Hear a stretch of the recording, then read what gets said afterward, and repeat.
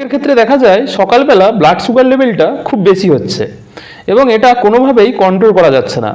তো এই সকালবেলা যে ব্লাড সুগারের লেভেলটা বেশি হয় এটা কেন হয় চলুন জেনে নেওয়া যাক।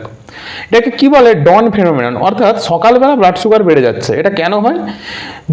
আমাদের যে ইনসুলিন হরমোন আছে এর কিছু কাউন্টার রেগুলেটরি হরমোন, যেগুলো অ্যাড্রিনালিন, কর্টিসল, এইসব হরমোনগুলো কি হয় রাত্রেবেলা বেড়ে যায়।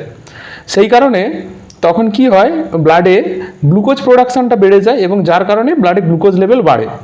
2 নম্বর কি হতে পারে? 2 নম্বর হতে পারে রাত্রেবেলা আপনার হয়তো সুগার ফল করছে।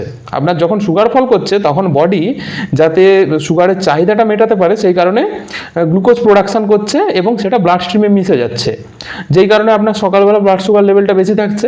3 নম্বর কি হতে পারে? 3 নম্বর হতে পারে আপনি ভালো ঘুম নিচ্ছেন না বা ভালোভাবে আপনার ঘুম হচ্ছে না, যেই কারণে আপনার স্ট্রেস লেভেলটা খুব বেশি হয়ে গেছে, মানে কর্টিসল লেভেল বেড়ে গেছে। কর্টিসল লেভেল বাড়লে ব্লাডে সুগারের লেভেল বাড়বে, ঠিক আছে। এবং 4 নম্বর কি হতে পারে? আপনার যেই পরিমাণ মেডিকেশনের ডোজ দরকার, অর্থাৎ যতটা পাওয়ারের আপনার মেডিসিন নেওয়া দরকার সেই পরিমাণ হয়তো আপনার হচ্ছে না। সেই ক্ষেত্রে আপনি কোনো ডাক্তারের পরামর্শ নিন এবং তারপর ঠিকঠাক মতো ওষুধ খান, জিনিসটা ঠিক হয়ে যাবে। এমন আরও হেলথ রিলেটেড ভিডিওর জন্য চ্যানেলটি সাবস্ক্রাইব ও ফলো করতে পারেন। ভালো থাকবেন, সুস্থ থাকবেন।